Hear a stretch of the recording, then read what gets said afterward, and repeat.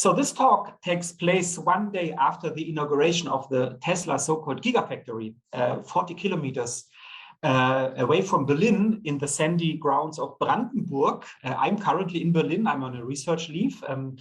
There's the aim to have in some years 7,000 workplaces and 500,000 Tesla cars, electric cars per year produced. So the dominant response, and this is a bit the frame of my talk this afternoon and evening, that the dominant response to environmental problems within the mobility system and caused by the mobility system, we know from many, many studies that the mobility sector is one of the main emitters of CO2 emissions, and we have huge problems to reduce this since decades. The dominant answer to deal with this problem is to switch from the combustion engine to the electric engine. This is the main idea of Elon Musk and of many others. So the answer to this large problems is not to change the mobility system as a whole, to overcome or to remarkably reduce the automobile-centered mobility system, which needs a lot of space. Living in Vienna and Berlin and elsewhere, we know what this means in our cities for the life quality. It means to use Latin American research groups. So we do a lot of research on resource extractivism in Latin America. So this is also not questioned. At the contrary, much more resources are needed to produce electric cars. And also the question how the energy is produced, the energy for the electric cars is not really dealt with. It's just an open question. So the energy is supposed to be there. Uli Feld, I now look on my notes. So if there's any problem when I'm frozen, whatever, I won't see you. Please talk to me. I don't see you on the screen. Yes. Thank you. So you might as you might have expected, reading the title of this talk, Towards a Greening of Capitalism, Problems of Ecological Modernization, Green Growth Perspectives and Green Extractivism, this introductory talk is rather conceptual. So I want to outline some key concepts I'm working with my colleagues and research team, and I hope that you will learn a lot about these concepts, that they make you think, that even you feel a bit provoked, and then you can also participate in the debate. The abstract, unfortunately, was a bit shortened. The first sentence was incomplete. I just read it out, and then I give you a short overview of what I will talking about. The first sentence of the abstract I sent to the organizers was: societies around the globe and their political and economic elites, read Musk and Scholz and Habeck and others, start to understand how severe the climate crisis is and how dramatically it will further develop in the future. But, and then this is the rest of the abstract you already probably read, the deepening of the crisis will occur unevenly. It will affect more the socially vulnerable groups and the countries in the global south, which have less resources for climate adaptation measures. And the dealing with the crisis will probably take place within a corridor, what can be called ecological modernization. But such a modernization will not deal with the root causes of the crisis, the expansionary logics of capitalism, and the political and economic world order that reduces many countries of the global south to deliver commodities to northern countries. A recent debate on this is green extractivism. I come back to this, and then my last sentence is there any alternatives to those dynamics? So I will outline 5 considerations. The first, quite short, just to underline this, because I think this is a major change of the last years, is precisely that the ecological crisis and the climate crisis is now considered as a severe problem. And this changed really in the last years. The second consideration or argument is that there are different ways how to deal with the crisis, how to overcome it, or how to, better said, how to deal with it. And I will present 3 scenarios. There might be more, but for our purpose here, I think the 3 scenarios are enough to show you that the dealing with the ecological crisis, with the climate crisis, is contested. And part of our research, part of our work here in the academia is precisely to understand this contested character. My title, The Greening of Capitalism, is a subject of the 3rd consideration.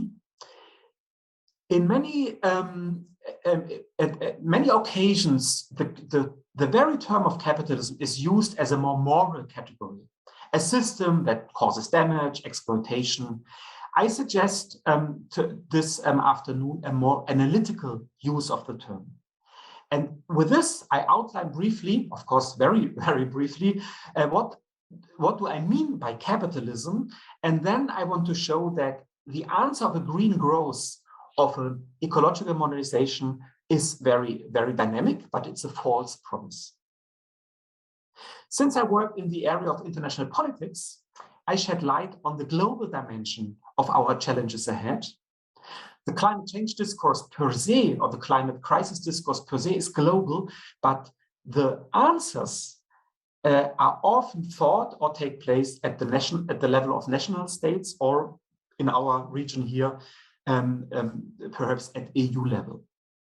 And then in my 5th consideration, I come back to the last question of the abstract, not to outline, but just to tease out some elements of alternatives. And I would say there are many and very concrete alternatives. So the first consideration is quite simple, but I would say it's important to emphasize. The potentially devastating character of the ecological crisis is, I would say, largely understood. This has to do with scientific evidence. The IPCC report, the 3rd report will be published in the next days. We have the reports concerning the loss of biodiversity, of many other problems. We have at the social political level protest movements since many decades, but I would argue that since 2019, the Fridays for Future movement within the climate justice movement really gained strength and led to a politicization of the climate crisis we never experienced before. We see, this was my example with Elon Musk, that greening becomes a business model and also a sphere of consumption. Many of you younger people are probably very aware what to consume, how to feed yourself, which products you buy, are they socially and ecologically produced under sound conditions, etc., etc. And I emphasize this aspect, particularly for those of you who are a bit younger, because 10 years ago, when we had the economic and financial crisis from 2007, 2008, the state also put a lot of money into the system to stabilize the economy. But the response to the crisis then was not at all an ecological one. It was not the Fit for 55 program of the European Union. It was, at the contrary, some of you might remember, the so-called scrapping bonuses for the cars. If you had a car and you just let it scrap, you gave it away and bought a new car, even the car, your old car functioned. You got, I think in Germany it was 2,500, in Austria 2,000 euro as a bonus to buy a new car to stabilize the economy, this branch. And but the new car, of course, was also a car with a combustion engine. So it was not even thought to have now an electric car. So just to finish this point, I think it's very important to understand this enormous dynamic of a politicization of the climate crisis, the ecological crisis, and then that there's a certain pressure on the state, on public policies, even on management, on the owners of the companies to shift towards a more ecological production and consumption.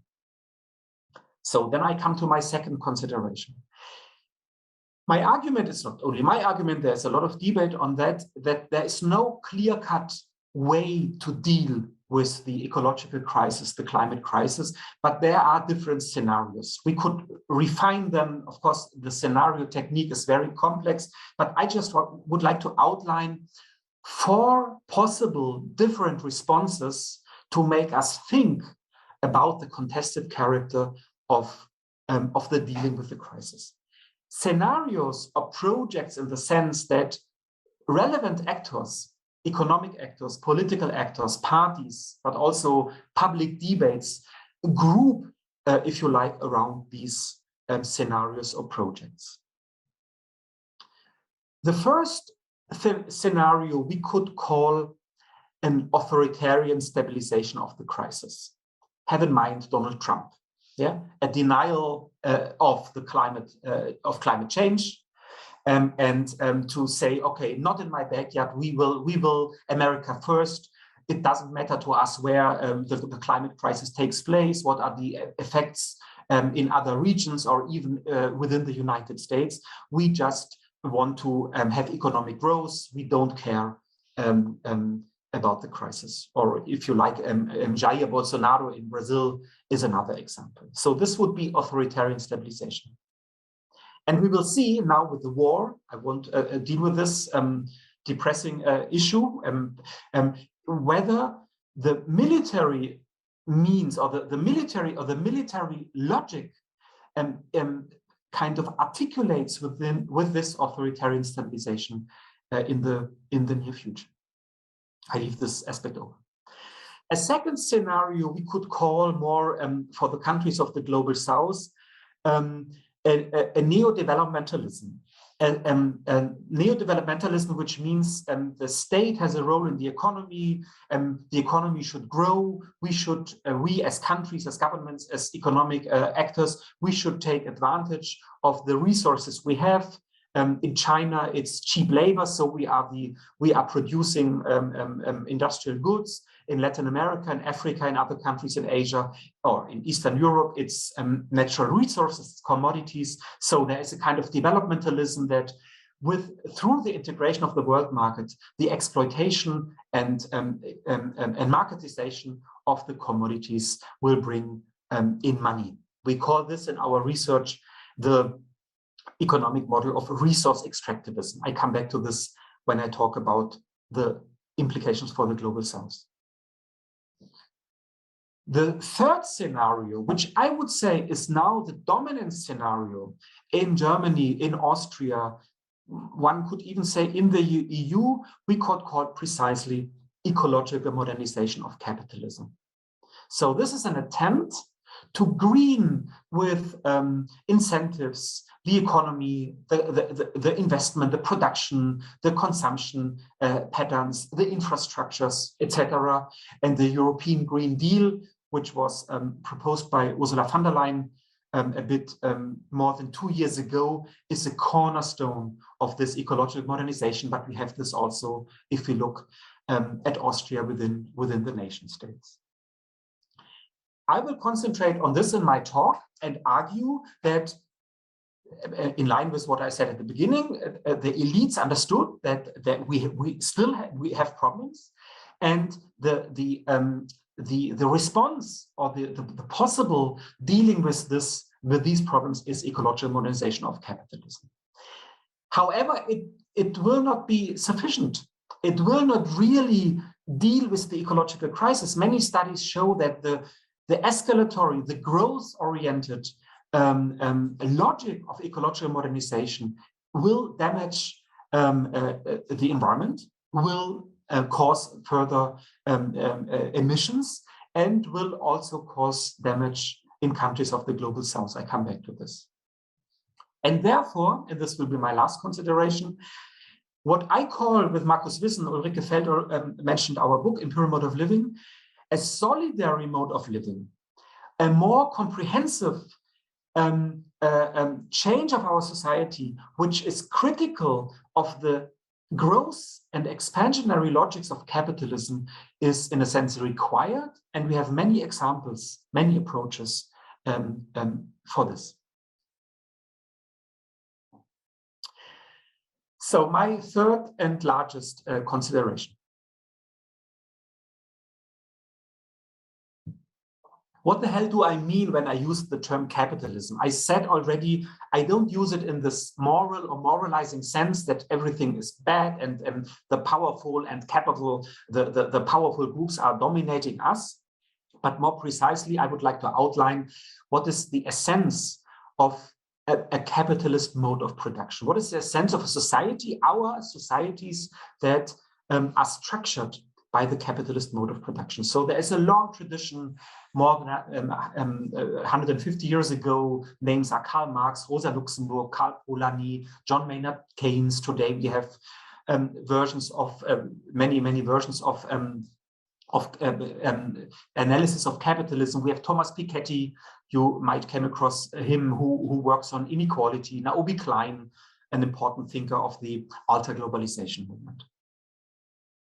So I start with a brief consideration on what is a mode of production and living, because this needs to be changed. This is kind of the essence of my talk now. A mode of production and living, before that it's be capitalist, a mode of production and living means in general the very basic organization of life. How do we work? What do we consume? How are these products produced? Which infrastructures are built? How do the infrastructures work? What is the dominant division of labor in our societies? What are the rules and the norms, etc., etc.? How is nature appropriated? How are we dealing, how are societies dealing with the biophysical foundations of the very life? So to give you an example, mobility is a human need. Yeah, humans want to be mobile. But how this is organized 2,000 years ago, 1,000 years ago, 200 years ago, or today or tomorrow with the electrification of the car fleet, this is open within history.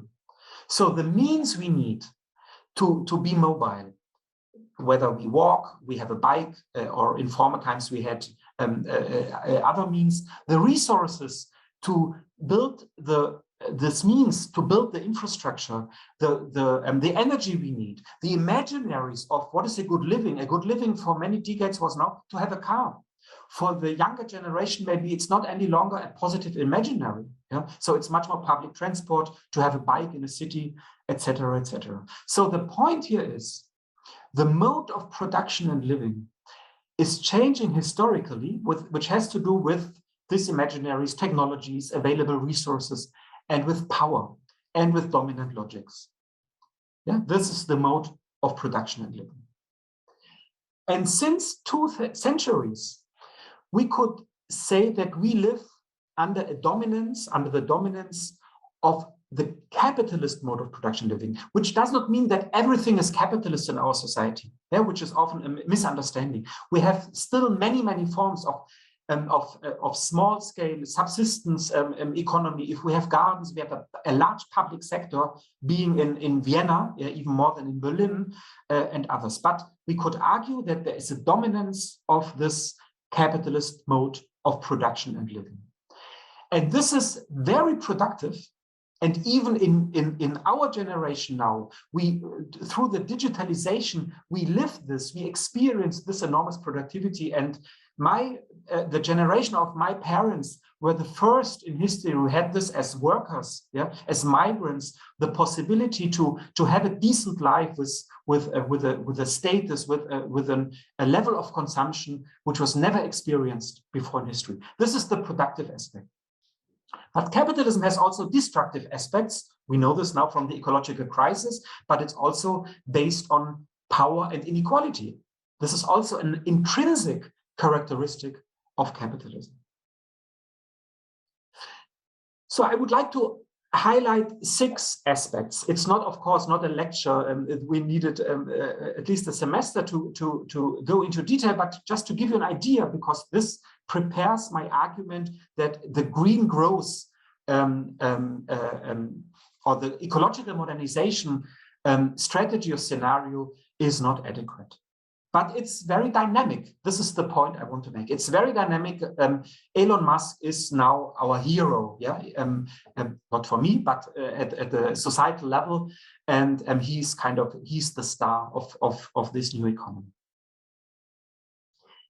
Capitalism, or economy, societies organized under this dominance of the capitalist mode of production, means in essence that those who have money invest money as capital into a production process have only one interest: to get more money out of it. This is the point.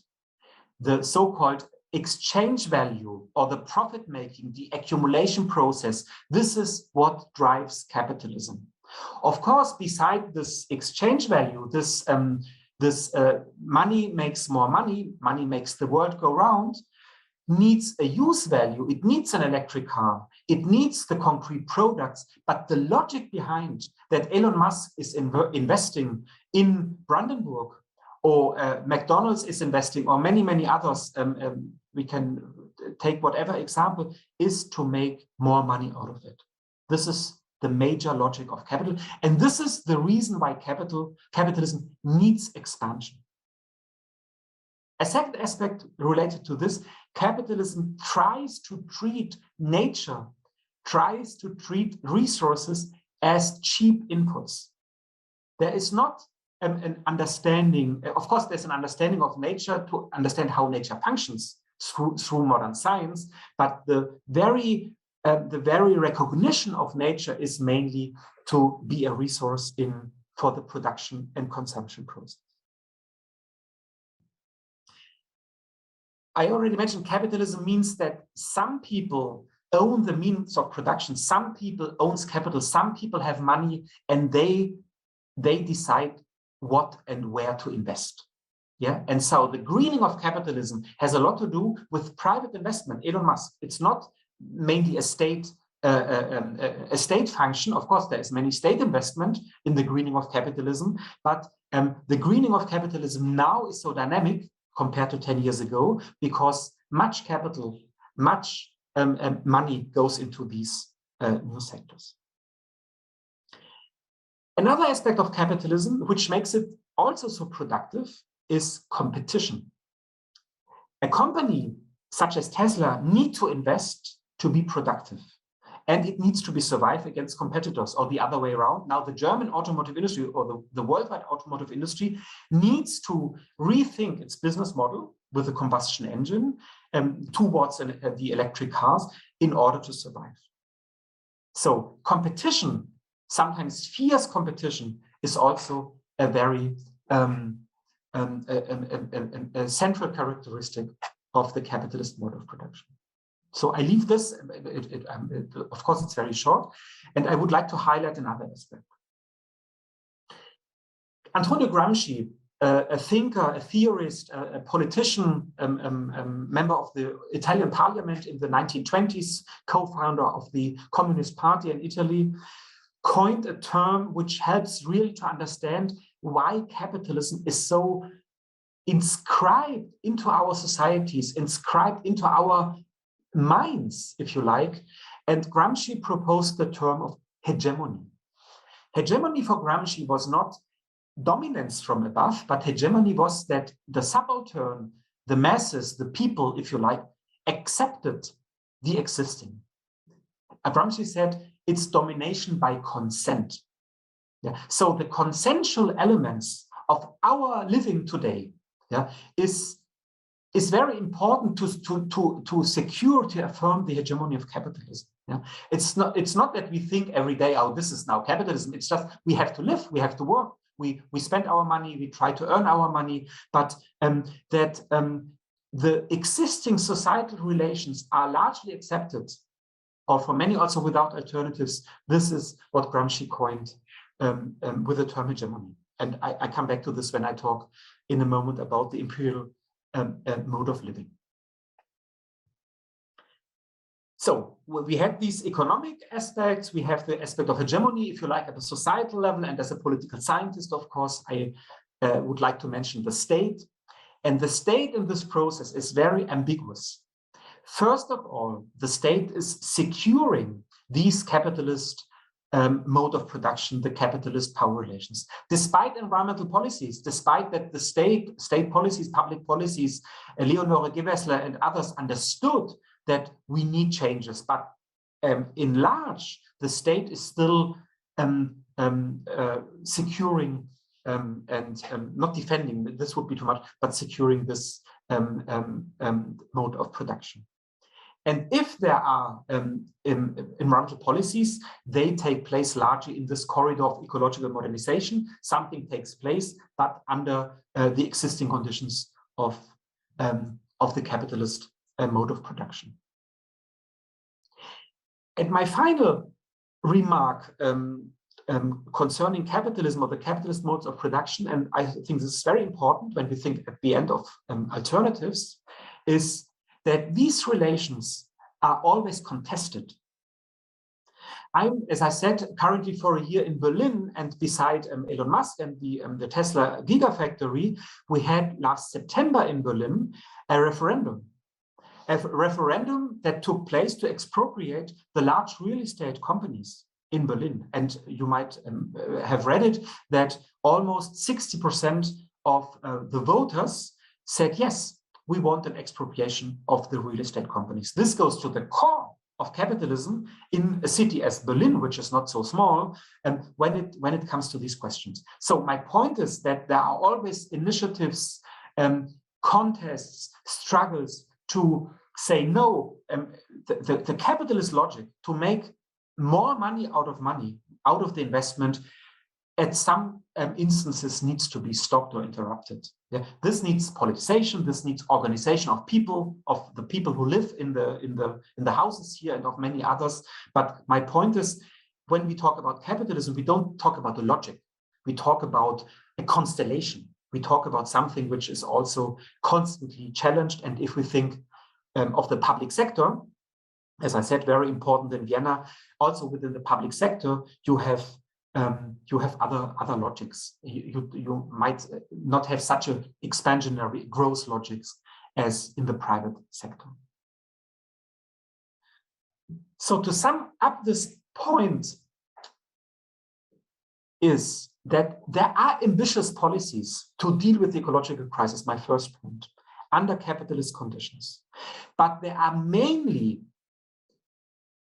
concentrated, focused on the change of the energy and resource bases, but not to change the very logics, the escalatory growth logics to make more money out of money logics, of the accumulation logics of this economic and social system. And it does not overcome a logic or a perspective that nature is largely treated as resource and as a chief input into the production. I hope that I could clarify this point. So, and this brings me to the point that a green growth, if capitalism does not grow, it is in crisis. And this is not the same as the degrowth perspective. We can come back to this if you like in the discussion. The degrowth perspective is much more an approach as a project to overcome the capitalist logics. But if capitalism or societies under the dominance of the capitalist mode of production, to be more precisely, do not grow, they are in crisis. This is change by disaster then it changes, it becomes more authoritarian, some groups become stronger, others less, but capitalism per se must grow, if not, it's in crisis. And this is why a normal politician, if there's a crisis, has in an interview 3 answers to the crisis, how to deal with the crisis. A normal politician would say, we have 3 answers, it's growth, growth, and growth. And today, maybe it's green growth. But we know from many studies, the Institute for Social Ecology at BOKU published this major meta-study 2 years ago, where they showed, looking at 800 studies on decoupling, that there is no absolute decoupling of economic growth from the resource use. So capitalism, or if you like, a modern economy, of course, many papers don't refer to capitalism, a modern economy needs growth, and growth per se and at large needs more resource use, means more emissions. So this is why there are changes, but the changes remain within a corridor of ecological modernization. My fifth consideration. Excuse me, my fourth one, before you write something in the chat. Capitalism is a global system largely organized in nation states. However, and the hegemony, the acceptance, mainly in the global north, with capitalism is precisely because at the level of Austria, of Germany, of other countries, many people live more or less well, despite all the problems. And again, I leave the war aside, but there is, for many people, a more or less materially good living, despite the stress, beside burnouts, etc. But there is a good living. And this has to do, among other things, that wealth in some countries, such as Austria or Germany, depend on the exploitation of other countries or in other countries. So the expansionary logics of capitalism worldwide, this also takes place in countries of the global south. In China, we see this quite clearly, but also in others. But we have to look at these interlinkages. I think this is key when we think afterwards about alternative, when we are here in environmental engagement talks, not to think only at the level of a nation state or of the EU, but to think beyond. And this is precisely, I do this very briefly because probably some of you already heard other talks on that. This is what Markus Wissen and I try to understand, and we proposed this term, the imperial mode of living and imperial mode of production. That the fact that capitalism is hegemonic, is broadly accepted, is dynamic in countries of the global north, has to do with an exploitation of the resources or of the cheap products, if we think of China in the global south. And this is also not a moralizing argument. It's an argument to understand, and of course the term is much more complex, imperial mode of living, but to understand and to shed light on this global constellation. The global constellation, which is not only geopolitics, but it is inscribed into our everyday lives, and also into the everyday lives of people in the global south. And this has to do with, of course, with political strategies, with investment strategies, with even scientific strategies, if you like, the thinking of the dominance of Western science, of research and development, a certain understanding of nature. But, and this is our point, it has to do also with everyday practices in our societies. And we should understand this in this, even in the process of a greening of capitalism. So the everyday life of the electrification of the car fleet. For example, when we come back to the gigafactory of Tesla. We discuss this constellation since, of course, many, many decades.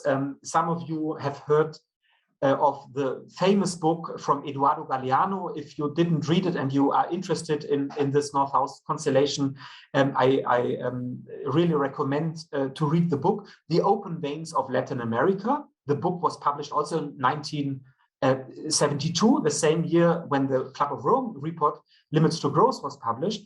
And I would say the Open Veins of Latin America was much more influential in Latin America, because Galeano was writing a history of the permanent exploitation of Latin America, that the resources since colonialism were exploited and then marketed for the colonial powers and for the global north. So there's a large debate. We have at our department many many lectures on this, on resource extractivism.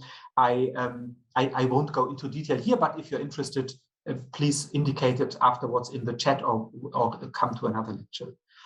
My point now is that what happens now with the greening of the economy in the global north is an intensification of resource extractivism, of the exploitation and selling of resources in the global south. So the greening of capitalism in the north goes hand in hand with a traditional brown and very destructive, very poisoning economy in the global south. I refer now to Latin America, or I have in my mind Latin America, but we also could go to other continents and countries. So Mr. Musk or the Tesla factory or the electrification of the car needs batteries. And batteries need lithium. And electric cars need much more copper. This is produced in the so-called lithium triangle. It's also produced in Australia, lithium, but this is not exported. But the so-called lithium triangle between Bolivia, Chile, and Argentina. And copper is also exploited in Chile and other countries. Or the so-called balsa wood, a tropical wood, which is very functional for windmills, which now is produced in Ecuador and other countries. So to give you just one number to understand the enormous dynamic we are expecting in the next years. And what does it mean for the concrete living conditions, the economic conditions in countries of the global south, let's say Chile, Bolivia, Argentina, and others? The International Energy Agency predicted in a report published last year that between 2020 and 2040, and now imagine these numbers, the required lithium, when the greening of the economy will continue, will multiply by 43 and copper by 28. So it's unimaginable how to change the economies, how to change these processes. What does it mean for mining companies, for mining infrastructures, when an expectation of an official agency argue is in the process of greening of the economy, mainly in the global north, we need an incredibly much larger amount of lithium and copper, and we could go to other resources. Some call this an accumulation by decarbonization. So the aim of a decarbonization in the global north needs to new accumulation spheres, not only in the global north, Elon Musk, but also in the global south. I leave it here. We can go into detail. I saw Nina Schlosser, who is doing her PhD at our department, and she's currently in Chile, and probably she can give many topical examples on this from Chile. I come to my last point. What are alternatives? And to start with, I don't think that we should be too systemic to say now here is capitalism and we need to overcome capitalism by a completely different system. Yeah, this is also a position which exists very much in the climate justice movement and elsewhere, that we need a completely new system. I think, yes, we need to reduce capitalist logics, as I said, because the green growth logics does not work. But my point would be that we should look more precisely what are entry points, what are concrete experiences to foster alternatives to these capitalist logics. Yeah, so I hope that you get my point. It's not that I sit back and say everything is fine. No, nothing is fine. I hope you got this. But the purpose or our challenge as social scientists, thinking about North-South relations, about environmental issues, about social ecological transformations, is to look for these concrete experience entry points, and also, of course, also to think what are horizons, what are more comprehensive alternatives. I mentioned this at the beginning, yeah, when I said, hopefully you got this. I'm not convinced that the electrification of the automobility fleet or the car fleet is the solution. We need a very different mobility system. Yeah, this points at my argument, and we have already very concrete examples. We have public transport. We have ideas how to reduce transport via other policies to create spaces, to create the urban rural relationship, etc. So at a very general level, I propose with Marcus Wissen and the solidary mode of living concept, counter to the imperial mode of living concept, to rethink the economy from a logic of care, not from a logic of profit, but from a logic of care, to think what is needed for ourselves, for our people who are close to us, for our societies, and for nature, for our biophysical conditions. Yeah? To rethink what does it mean, and to question that the profit logic, to make more money out of money, is dominating our economy. So the logic of care. And the second idea we develop, with many others, it's not a very original thought, is that we need an infrastructure to provide basic human needs and rights. So the public provision of social infrastructure, how this foundational economy collective coined it in 2018, that the social infrastructures to secure social life, which means water, energy, education, health, a good living together, a good provisioning system when people get old, needs to be largely public, which is, of course, already an attack to think the energy system should be private, the health system should be private, the educational system should be private. So these are two, if you like, major logics, not the logic of profit making, but the logic of care, and the logic that the social infrastructure related to physical infrastructures should be provided publicly. And a second aspect of a solidary mode of living is then to create other forms of well-being. And we know already, when we go in what we call in political ecology, a school of thought within sustainability studies, what we call provisioning systems. We know within the provisioning system of mobility or transport, I already outlined this, how alternatives should look like. We know in the provisioning system of food, of agriculture, that we need to overcome industrial agriculture, and that a regional, ecological, socially sound agriculture is needed. We know this for city and land. There are many, many open questions. It's not, I don't have here the master plan. It doesn't exist from my perspective, but I would like to highlight, strengthen, and motivate us to think and to look at the already existing alternatives. So it's care and public provision of infrastructure as principles is to look. I leave it at this level, to look in detail that within the provisioning system we have already many alternatives. And a third aspect, and I finish with this, and I remain exactly within 45 minutes, is to create alternative narratives.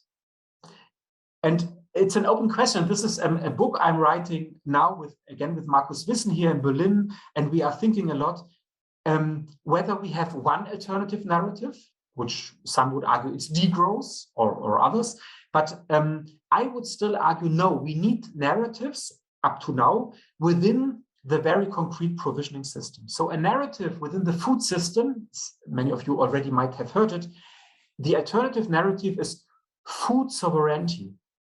It's not food security. This is the official discourse. Everybody needs enough food. But food sovereignty, which comes from Via Campesina, from an international network of small-scale peasants, argues no, to produce food ecologically, locally, socially, needs different property structures, needs particular seeds, not GMOs, genetically modified organisms, etc., etc. So this is one narrative within a concrete provisioning system. Within, if you like, the transport mobility system, we could call it solidary mobility, to say we need a good, fast, reliable public transport for everybody, even for persons who live on the countryside, etc., etc. I leave it here. Yes, I think that's it. I thank you for the attention, and I'm happy to start the debate.